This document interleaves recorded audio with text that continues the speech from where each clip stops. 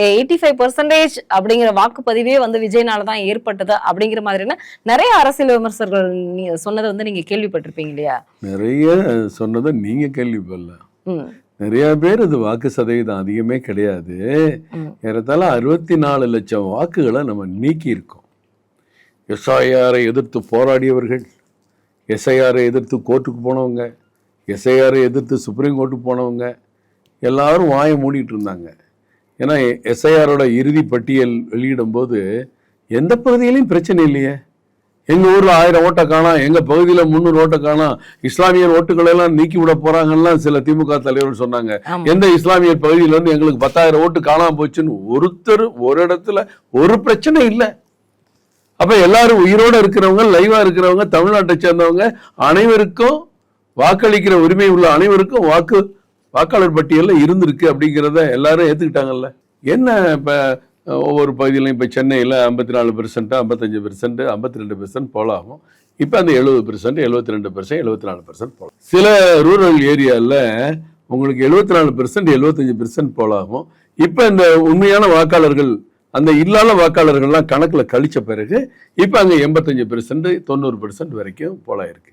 ஒரு மாற்றமும் கிடையாது, ஒன்றும் கிடையாது. எல்லாமே கரெக்டாக எப்பவும் போலதான் தேர்தல் நடந்திருக்கு. என்ன இல்லாத எண்களையும் நம்ம கணக்கில் வச்சுக்கிட்டு நிறைய மிச்சம் போடாமல் இருக்காங்கன்னு சொல்லிட்டு இருந்தோம். இல்லாதவர்களை நீக்கிய பிறகு இடமாறி சென்றவர்கள், நிரந்தரமாக இடமாறி சென்றவர்கள், இந்த உலகை விட்டே சென்றவர்கள், அவர்களெல்லாம் நீக்கிய பிறகு சரியான கணக்கு வந்ததுனால சதவீதம் 75% 90 வரைக்கும் வந்திருக்கிறது தான் உண்மை.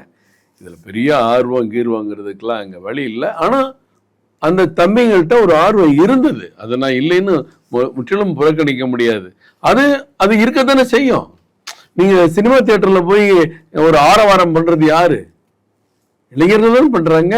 நம்மளே முடிவு பண்ணுவோம். இந்த ரிலீஸ் ஆர்டேக்கெல்லாம் படத்துக்கு போனோம்டா, பசங்க எல்லாம் கத்தி டைலாக் கேட்க விட மாட்டாங்க, சீனை பார்க்க விட மாட்டாங்க, 4 நாள் கழிச்சு போவோம் அப்படின்னு நம்ம பண்ணுவோம்ல.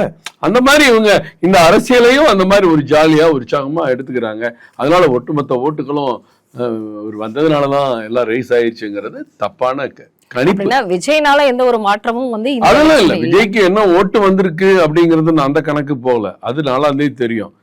அதனால ஓட்டு ரைஸ் ஆகலங்கிறத நம்ம புரிஞ்சுக்கணும். நீங்க ஒரு மாநில துணைத் தலைவரா இருக்கீங்க, விஜய்க்கு என்ன மாதிரியான பர்சன்டேஜ் கிடைக்கும்? கண்டிப்பா நான் சொல்ல முடியாதுமா.